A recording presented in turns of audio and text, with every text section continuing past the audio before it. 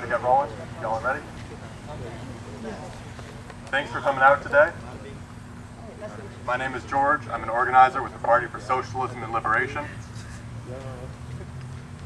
We're out here today to stand in solidarity with the people of Cuba against the illegal, inhumane U.S. blockade against their island. I want to pass over the microphone to my comrade Harant to start with some background information on the situation.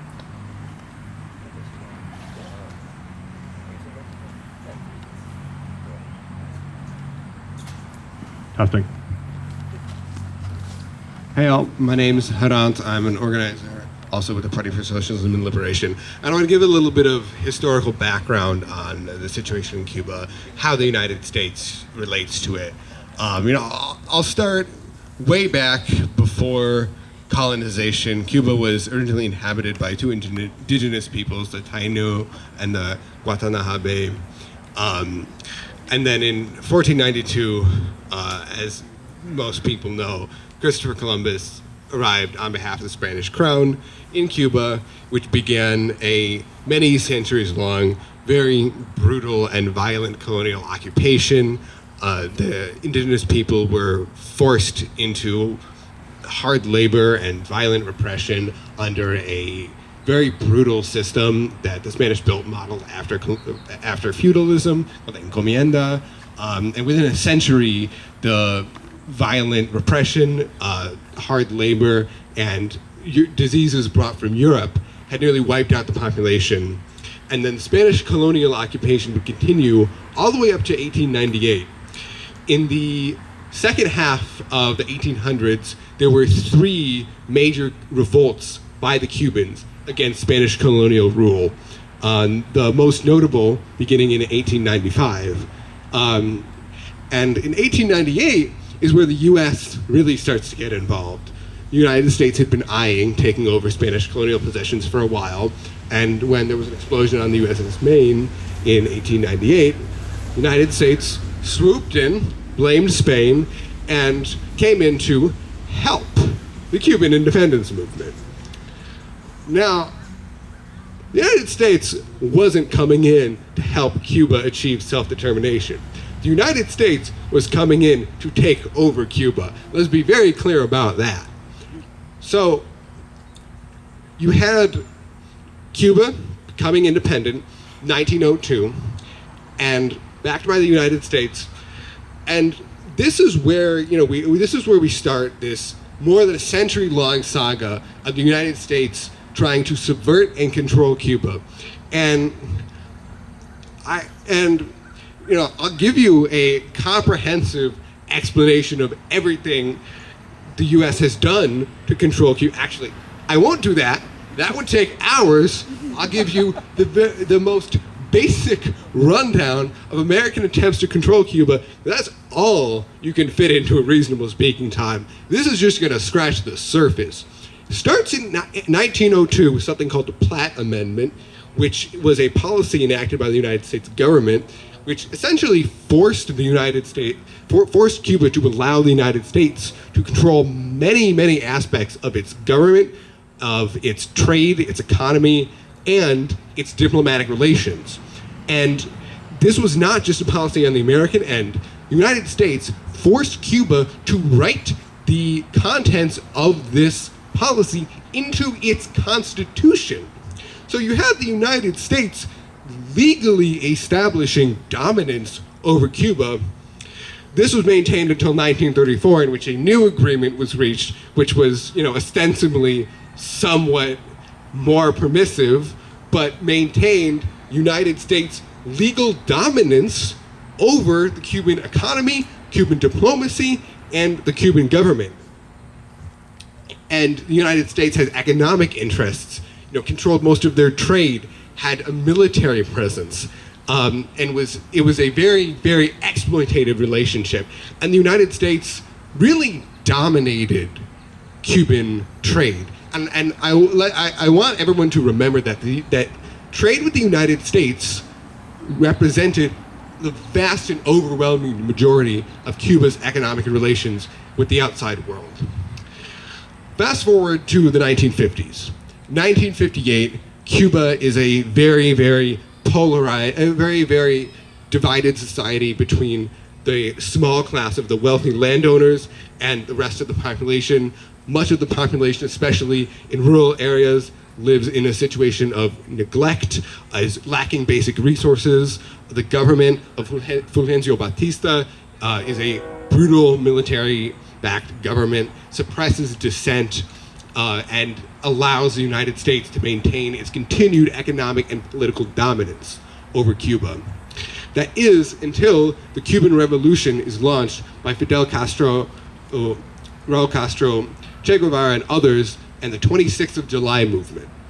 And throughout 1958, they struggled against the brutal government of Fulgencio Batista to free Cuba from this dictatorship and from American dominance. And they succeeded. They took over the government, they forced Batista from power, and from 1959, Cuba began to experience real self-determination. Hell yeah!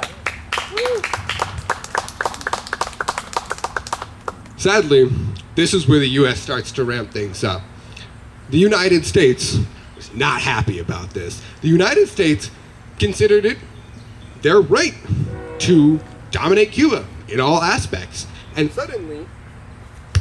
suddenly, Cuban government says, can't do that anymore. You know, we are going to take control of our politics, of our diplomacy, of our economy.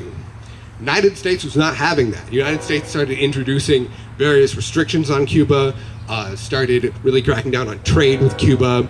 One really big flashpoint was in 1960, the United States stopped selling oil to Cuba. And American owned oil refineries in Cuba would no longer refine oil. So Cuba had little choice but to nationalize oil refineries owned by American companies in their country.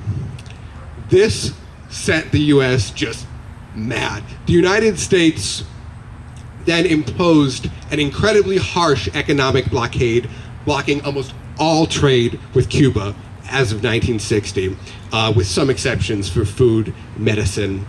1961, if you've heard of the invasion at the Bay of Pigs, the United States backed a force of Cuban exiles. They helped train them, and they provided naval and air support as in 1961 they invaded Cuba on behalf of the United States. But the invasion was a disaster. The Cuban army defeated the invading forces. The United States was forced to withdraw its air and naval support in disgrace. And then, of course, now Cuba hadn't just been threatened by the United States. Cuba had been actively invaded. So they requested assistance from the USSR, who then sent nuclear weapons as a bulwark against invasion by the United States, which, once again, was not just a remote possibility. It was a thing that had already happened and was a frequent topic of conversation in American political circles of, let's invade Cuba. This, of course, led to the Cuban Missile Crisis, which you've probably heard of, and led to the Soviet Union withdrawing nuclear missiles from Cuba, and the United States agreeing not to launch an unprovoked invasion of Cuba. But that didn't stop them. Turned away from invading Cuba directly, the United States then proceeded to do everything they possibly could to make the Cuban government fall. In 1962, the blockade was expanded to cover food, medicine, basically almost everything. And on top of that, the United States began to launch a decades-long, continuing to this day, campaign to destabilize Cuba. They had hundreds of plots to kill Cuba's leader, Fidel Castro, the leader of the Communist Party of Cuba for many years. And the United States also supported terrorist attacks on Cuba. And not even on Cuban government facilities. US-backed terrorist organizations bombed travel agencies that organized trips to Cuba. They blew up a civilian airliner from Cuba. As late as the 1990s, they bombed hotels and nightclubs to prevent tourism to Cuba.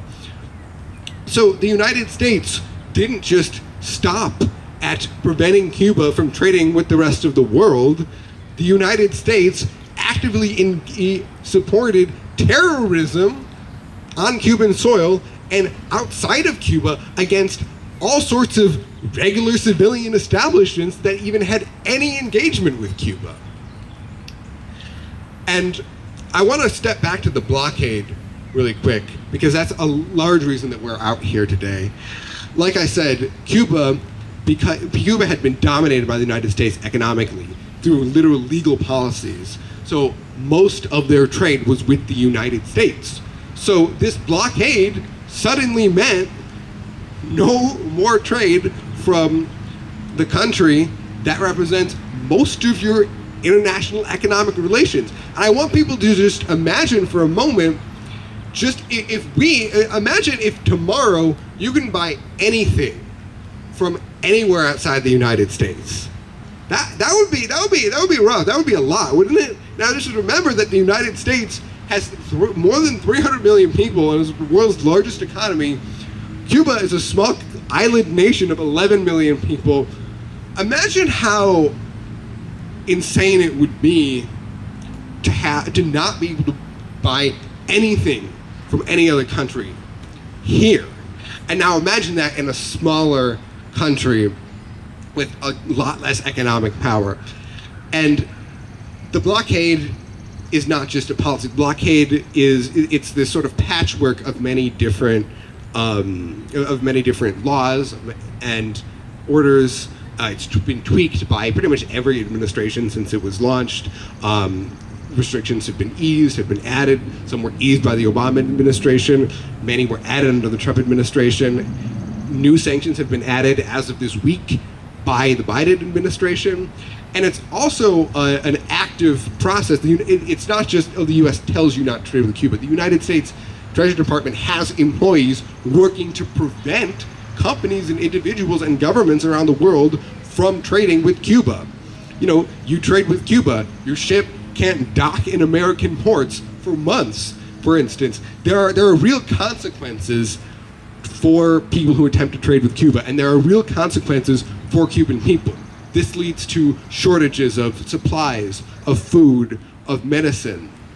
And for a while it was easier because so long as the Soviet Union and the Eastern Bloc and the Socialist Bloc existed, Cuba had trading partners.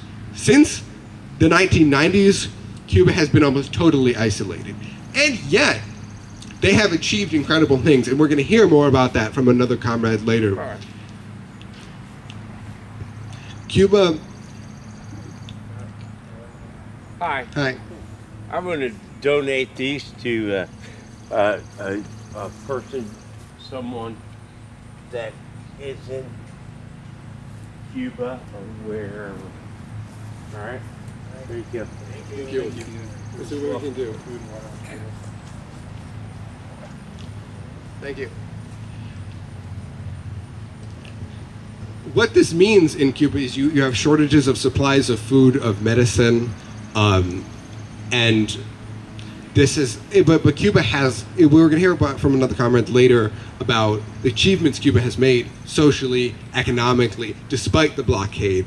They've also innovated to keep their economy going and provide for their people in the absence of much foreign trade. They've developed a strong tourist industry. They've developed a strong biotechnology industry. And they've accomplished incredible things even under the weight of the American blockade, which has become even more intense since the collapse of the Socialist Bloc in the early 1990s. But this is a very real thing. This is something that we enforce every single day. This is something that affects the daily lives of Cubans every single day. This is something that creates suffering, that creates misery, not just for people in the government, for everyone, for the general population. And so when American politicians are talking about caring about the Cuban people, we are starving the Cuban people. And frankly, if you're an American and you're talking about concern for the Cuban people, and you're not talking about the blockade first, then you're not concerned with the well-being of the Cuban people. We are Americans, and the United States, the country we are in, is starving Cuba. That means our first demand must be end the blockade. There are no conditions on that demand. There are no caveats to that demand. We in this country right now must begin every conversation on Cuba by demanding an end to the blockade, by demanding that we stop starving Cuba, by recognizing that there is no meaningful conversation about human suffering in Cuba without talking about how the United States is starving the country and is starving the people of food, of medicine, of supplies. And this subversion campaign, this economic war, the blockade, the assassination attempts, the attempts to provoke rebellion, the terrorist attacks supported by the United States, there have been so many forms of subversion that the United States has propagated against Cuba. I would recommend, look it up yourself. I can't enumerate everything the United States has done because we have done so much. And yet, here Cuba is, we're going to hear later about things they've accomplished. I think it's very impressive. But the point I want everyone to leave with today is this, the United States' approach to Cuba now is just a piece of this many-year-long strategy to dominate Cuba. Because we held dominance over Cuba, and we lost it, and we've been fighting for decades and decades now to reestablish it through violence, through starving people, through all of these aggressive measures. And we need to come out and we need to stand up and say no more. No preconditions, no restrictions, end the blockade, let Cuba live, stop starving the Cuban people. And the world agrees. For, I believe, 29 years now, every single year, the United Nations General Assembly has passed a resolution demanding an end to the U.S. blockade of Cuba. And the only countries that have consistently voted against this resolution are the United States and Israel. So it's not just us in the United States, allies of Cuba. It's the whole world standing against the blockade. It has been decades and decades now. It's been more than half a century. It's time for this to end. It's time for us to stop starving Cuba. It's time for us to stop isolating Cuba. It's time for us to stop making excuses for the U.S. government's campaign to subvert Cuba. I'm very happy that everyone came out today. We have a lot of good speakers coming up. Thank you for listening. And, we're going to fight to the end until this blockade is lifted, till Cuba can live, till Cuba can trade, till our politicians, our government stops hurting the Cuban people in an attempt to subvert their country. Thank you. Let Cuba live! Thank you.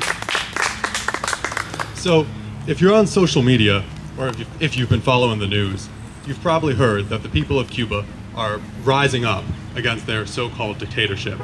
You might hear sensationalist stories of police brutality and state repression, the alleged crackdown on artists, the corruption of communist officials, or the restriction of vague democratic rights. But what you don't hear is that on the first day of the protests, the president of Cuba, Miguel Diaz-Canel, walked out into the street and spoke for 4 hours to the people, explaining the tough choices Cuba has had to make about the allocation of electricity and medicine and other critical resources due to the ongoing US blockade and the COVID pandemic. Now, I want all of you to think back to last summer, the nationwide revolt against racism and police brutality, with protests erupting from DC to Portland to right here in Champaign-Urbana.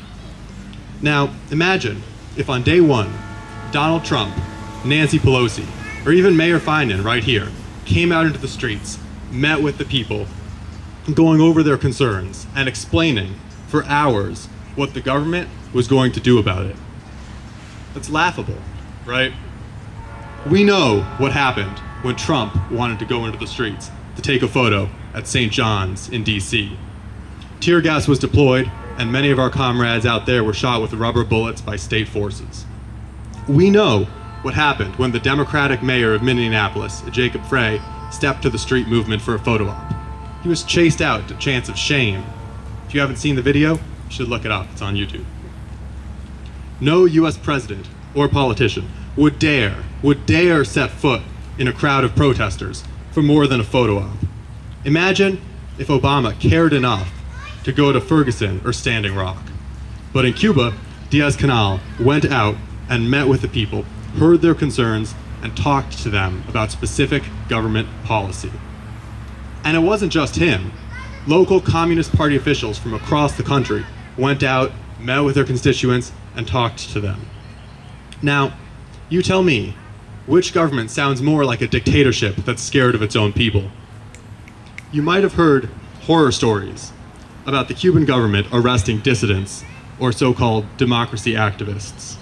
Well, there certainly is a high-security torture camp in Cuba where dissidents are detained indefinitely without access to a lawyer, without access to a fair trial. But it's not owned and operated by the Cuban government. No, all that is going on in Guantanamo Bay, a region of Cuba under US military occupation.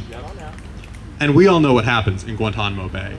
People are kidnapped from around the world, suspected of terrorism or being dissidents against the US regime, and taken to there without fair trial, without access to a lawyer, and tortured for years on end. You know, every year, the United States sends Cuba rent for Guantanamo. And every year, Cuba, despite their poverty, rejects that blood-stained money and demands that the US end the occupation and end the torture. Now, you tell me which government sounds like it doesn't care about human rights.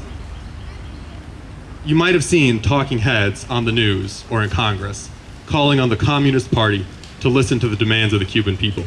Maybe even some Cuban expats protesting out in Miami. But what you're not hearing on the news is that the protests against the government in Cuba have largely died down and been replaced by even larger pro-government protests, demanding an end to the illegal US blockade, demanding that the US lift the 243 new sanctions imposed by Donald Trump, and as of yesterday, demanding that they lift the sanctions Biden just added too. The Cuban people are certainly in the streets of Havana protesting, but they're not demanding an end to their socialist and anti-imperialist government, but are instead demanding an end to the US blockade and the sanctions that are strangling their economy. Hell yeah.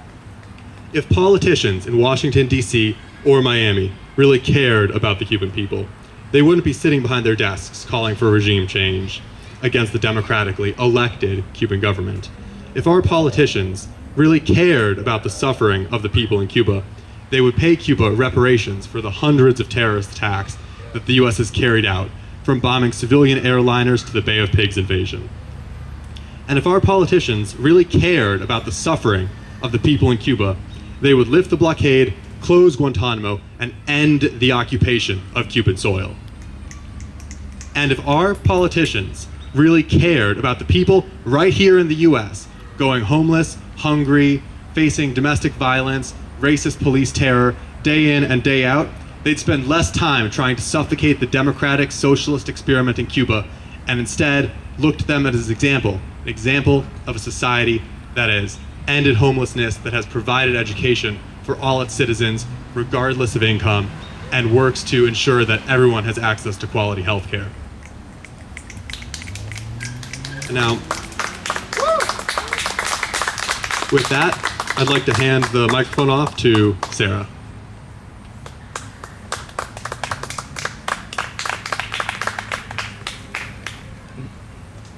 Hi, I am Sarah. I'm also a member of the Party for Socialism and Liberation.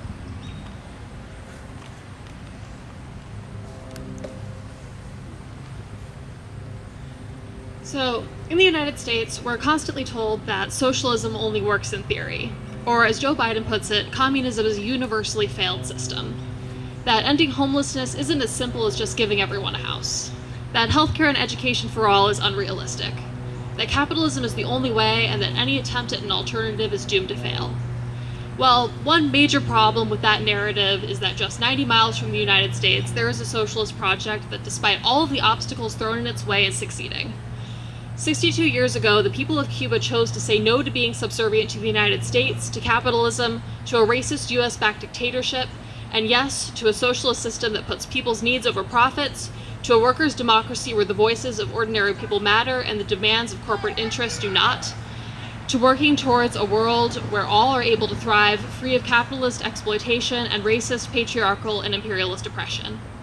The people of Cuba first chose this path 62 years ago and to continue to choose it every day in the face of a relentless campaign by the United States to strangle them into submission to capitalism.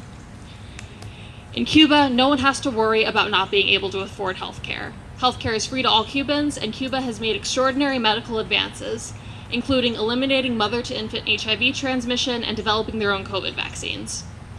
Quality healthcare is available to Cubans even in the most remote rural areas, and while American politicians question if abortion and gender confirmation surgery should even be legal, these medical procedures have been free in Cuba for decades.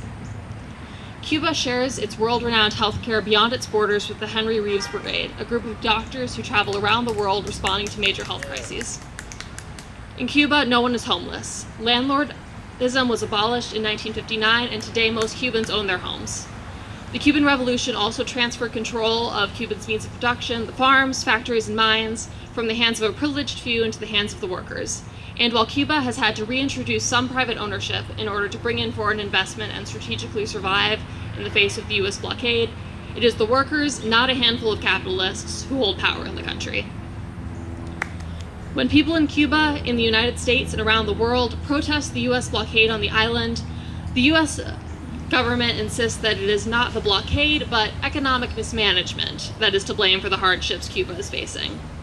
But if there is truly economic mismanagement in Cuba, if their system is truly universally failed, how is it that despite the catastrophic US-imposed blockade, Cuba has still managed to pull together the resources necessary to provide all its people with healthcare, education, and housing?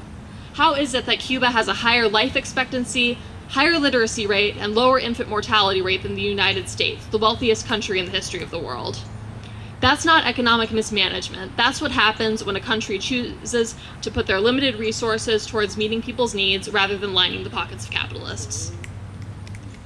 Economic mismanagement is when over 500,000 people in the United States sleep on the streets every night, while Jeff Bezos takes an 11-minute joyride in space, gleefully admitting that his exploited workers paid for this. Economic mismanagement is when the US government spends over $700 billion on war, while ordinary people are bankrupted by medical expenses. It's when people go hungry despite a surplus of food. That's economic mismanagement. The US capitalist regime doesn't want us to see a socialist project succeed. They need us to believe that a better world is not possible. The US government has bluntly stated that they intend for the blockade to starve the Cuban people to push them to overthrow the Cuban Revolution. And while after 6 decades the blockade has failed in this regard, it has succeeded in tricking millions of Americans into associating socialism with starvation and suffering, in convincing Americans that these things are a result of socialism itself and not of an economic war against socialism. The US capitalist class and their foot soldiers in Washington and in the corporate media cannot allow the American people to see a thriving Cuba free from the stranglehold of the blockade, because allowing that would show us that we too can break the chains of capitalist exploitation and create a society where working and oppressed people hold power. That a system focused on the needs of the people and not the interests of a handful of billionaires is not only possible, but already exists. The hope that Cuba has given the oppressed and exploited masses of the world is dangerous enough to capitalism even with the blockade in place. For the hope and solidarity Cuba has offered the world, we owe it to the people of Cuba to stand up to our government and demand an end to the genocidal blockade and all attempts to sabotage the Cuban Revolution.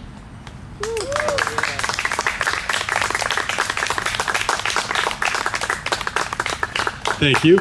Next up, we have my comrade Haki.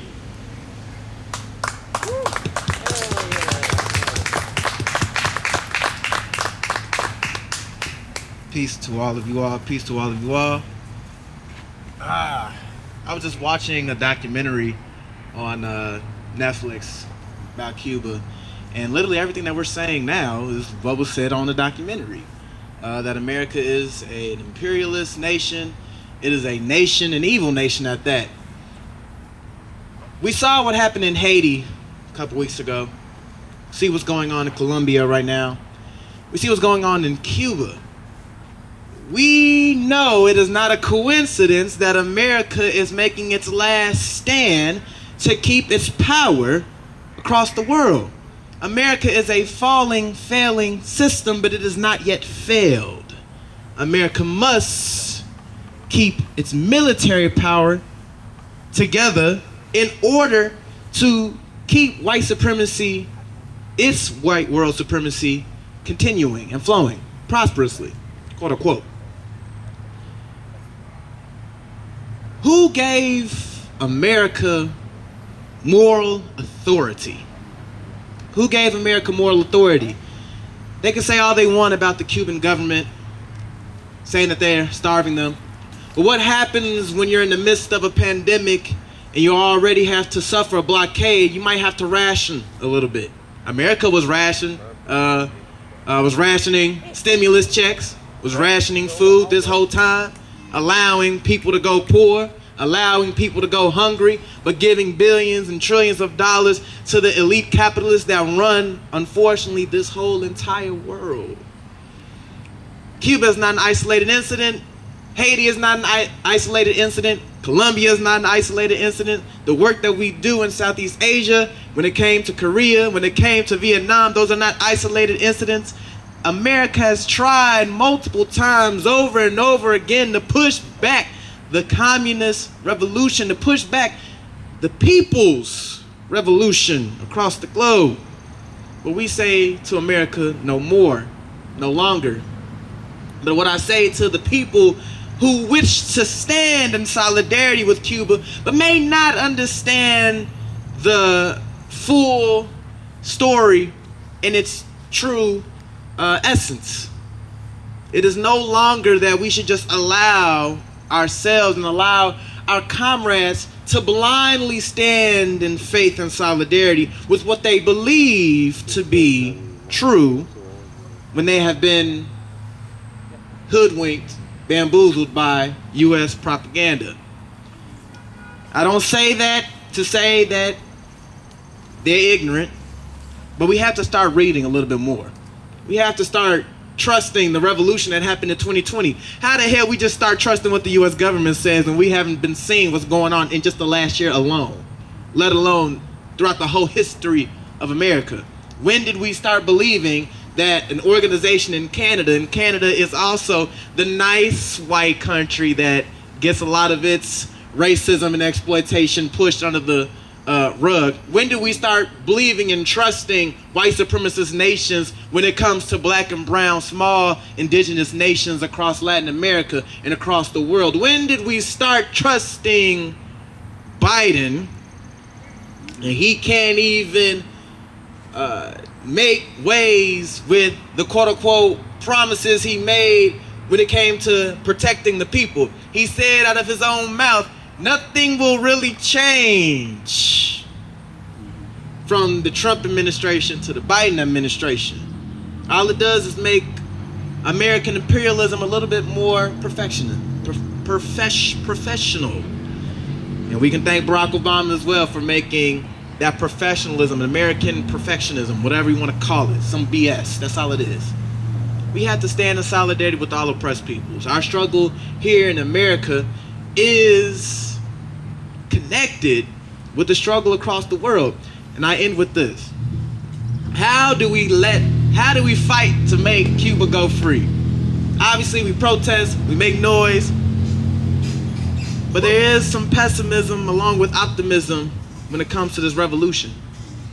We discuss all the time. We say all the time, we stand in solidarity. But we've also said multiple times, when America rises up against itself, what must America do to quell the revolution here?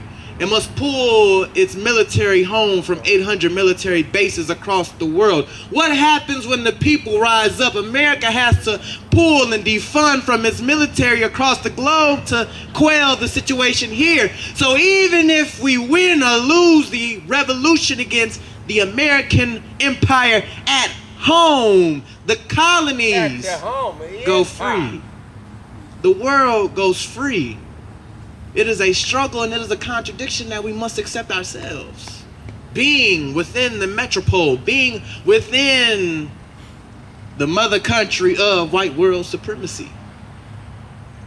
It's a contradiction that we must accept. Fred Hampton said he ain't gonna die, no car accident. He ain't gonna die falling on no ice. He gonna die a revolutionary death.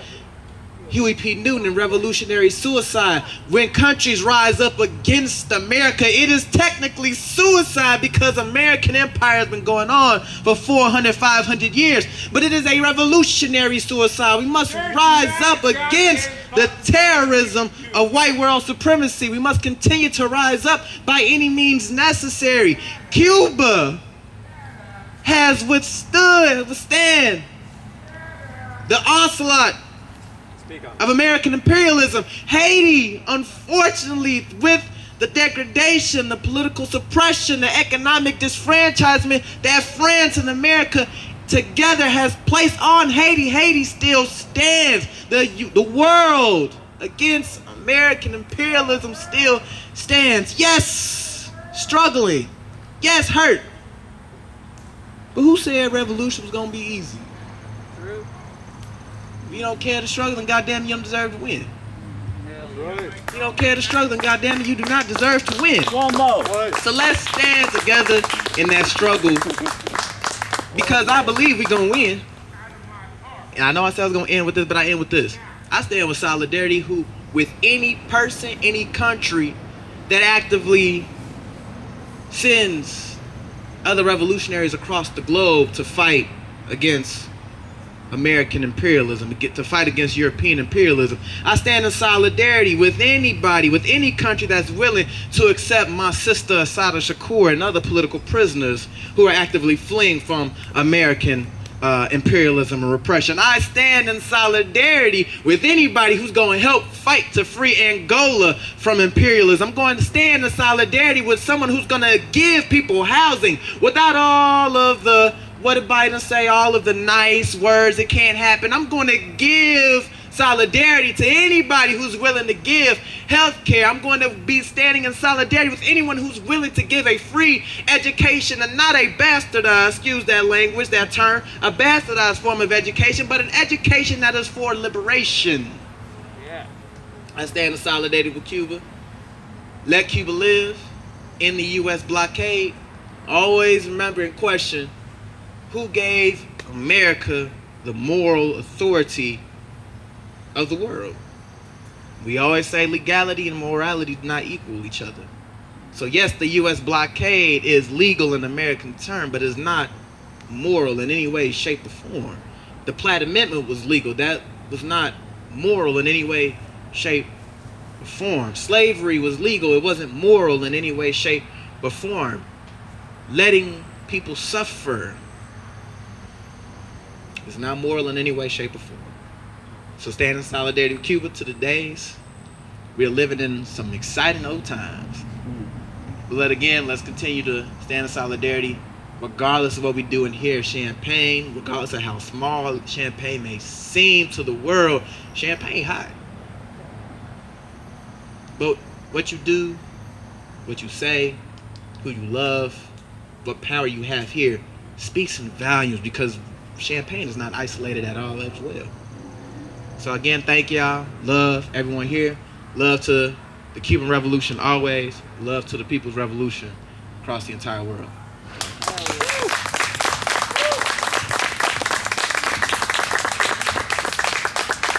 Thank you, Haki. Next up, we have Eddie from Champaign-Urbana DSA. Eddie.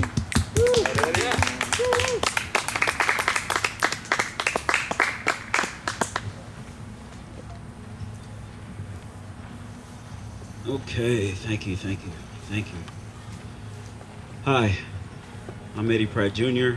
I am the newly, appointed, I guess. It's not really a big thing to me, I guess, but Solidarity Committee Lead of the CUDSA. I am a ally to all in the fight for equity and justice. If you are just meeting me for the first time today, there's a good chance that at some point in the last 7 or 8 years that we've been probably sharing the same space. But of course, for one reason or another, you might have missed my presence. The real reason behind that is somewhat of the same thing that Cuba has been fighting against, which is the same thing that we actively fight every day here at home. Being crushed under the sheer weight of capitalism. Being crushed into complete and utter silence by capitalism. Economically, socially, almost completely physically in some cases. There are words for that, like suicide. These things are all birthed out of one centralized system that is stretched across the world and seeks to dominate, absorb, use, and discard. Capitalism. It does it every day. It's the system of the haves and the have-nots. Both have to exist for capitalism to be. So today, what I'm here to talk about is a weapon that we are so fortunate to actually have in our community that we need absolute more access to. Workforce development as a tool, as a weapon for the people, for Black and brown communities here in CU, to be able to have the social economic power to force the police and the government also to engage with them differently, so that they may gain the sovereignty for their own selves and families and neighborhoods by proxy. This program is at Parkland right now, and it just finished its pilot year. This program eliminates what I would call elitist paywalls in the form of tuition and fees, which serves to keep poor folks out of skill attainment. You know, the stuff that you need to get, I don't know, a better job, bootstrapping, that thing. So, this isn't just random training, right? So, the job areas that it covers is construction, IT, healthcare, truck driving, like getting your CDL. So the goal of it is to give you training in 6 months or less in these job areas to obtain the skills that make you in the same job pool to make $50,000 or better in your first year. These are things that you can build on. There's a lot of people that have CDLs. There's a lot of people who have CDLs and make a lot more than $50,000. But these are things you can build on. It's not the same thing as if, like, I don't know, you don't have a job and then all of a sudden you get a job at where? McDonald's, Walmart, FedEx. So this job training can get you into things like, I don't know, union work, having protections, labor protections, the things that keep you safe and keep your family safe and allow you to spend time with your family. It's an important thing to me. It's freedom to me. It's a way for Black and brown communities to decide on their own terms what they want their community to be, instead of the constant influence and constant colonization from this imperialistic, capitalistic, racist system. everything you see around you is racialized, down to street signs. And really, I mean, we could talk about the New Deal, and I could talk about the New Deal at great length, but that's actually some of the most racist policy that ever come through the United States. It literally made division. It made inequality. It made inequity. Inequitable contributions from our government is par for the course as it seeks to oppress any and everything around it, including Cuba. Just an example. Haiti. We could go on and on. So from Philadelphia to Detroit to Tulsa to Wilmington to Cuba, we must fight. We must fight. One thing I like to say when I'm faced with white supremacists, anything, or dealing with the like, is that no matter what, for what my ancestors went through, they did not die for me to cower. Come on now. They did not. Say that again. I'm going to fight and stand in solidarity with Cuba and any and everyone else in this fight for equity and justice. As far as the local sphere is concerned and the SWIFT program is concerned, only 52 people have went through this program in the last year. That is an issue for me. We need the floodgates opened. It is here, it is ours, it is for the people. We need 200 people in there right now. We need those alternatives right now, because at the end of the day, regardless of what other things that there needs to be obtained, be it life skills, financial literacy, these are all things that are funded in, resistance, because you must have those things along with. But if you don't have a direct path out of poverty, it's for naught. Because if you've lived where I lived, then you know the struggle don't care what you know. The struggle only care what you got. And if you ain't got nothing, you tell me what you gonna do when the chips go down. What you gonna tell me when you gotta feed your kids? What you gonna tell me when that final notice comes through? And alternatives are none. Your job ain't paying enough. You can't get a loan. Your parents don't have nothing either because they gave you survival skills because they didn't have equity of any sort. They lived through surviving. Surviving is not living. It constitutes a complete and utter different skill set that is not comparable to capitalism. It is only comparable to you being a cog till you rust out. Probably around age 55 if you're lucky. Even if you get a pension, do all that. Then you retire and your whole life purpose is gone, and now you bug out, have an heart attack, and die. We've seen it, heard it happen a lot. But I'm here to tell you that you are more than what this world tells you you are.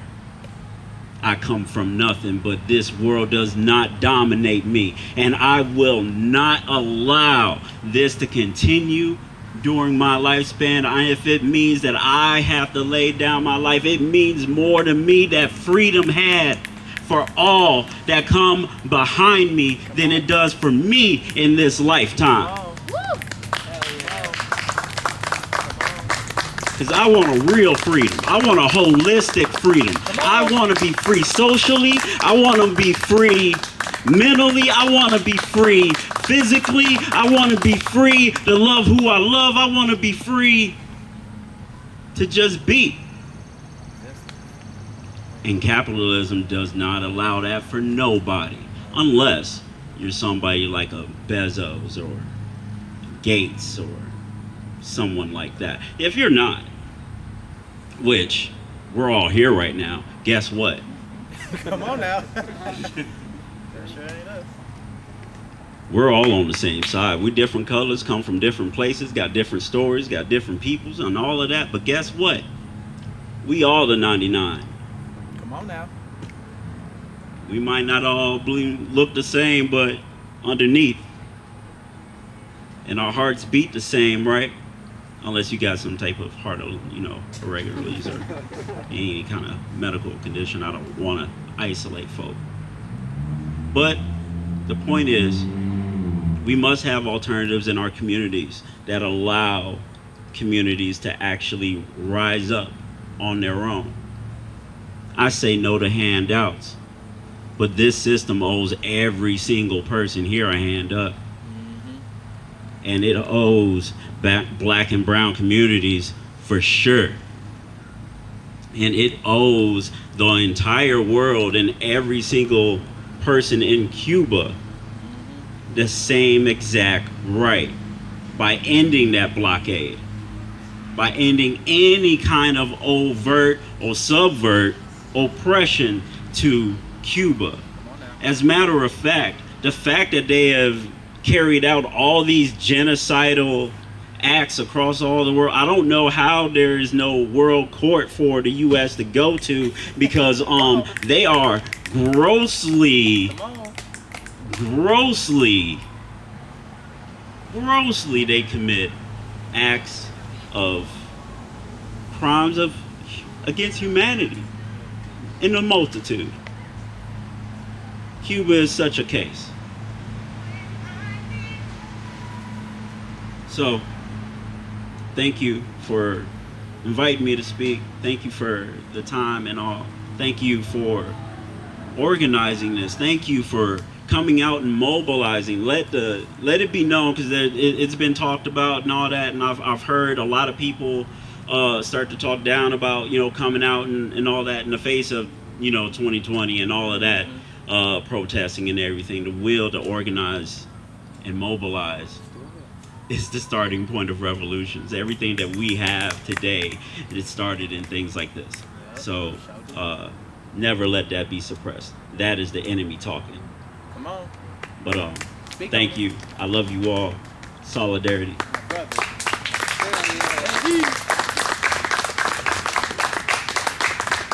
Thank you, Eddie, and thank you for reminding us that it's all one struggle, from Champaign-Urbana to Cuba to Palestine, all one struggle against a common global system of white supremacy, a global system of capitalism, and a global system of imperialism. So we are right here today to demand that the U.S. lift the blockade and let Cuba live. And I want all of y'all to look around and see those of us either in the red PSL shirts or carrying clipboards. And if you're interested in the SWIFT program that Eddie was talking about, you can go up to one of us and ask some questions. There's folks from DSA here too who've been working on the SWIFT campaign and can answer questions as well. And if you're interested in getting involved in organizing, in mobilizing and standing up against the global system of white supremacy and capitalism, then just come talk to one of us. We got food, we got water on the table, there's some hand sanitizer over there. Feel free to take whatever. And again, thank you all for coming out, and let Cuba live. Let Cuba live.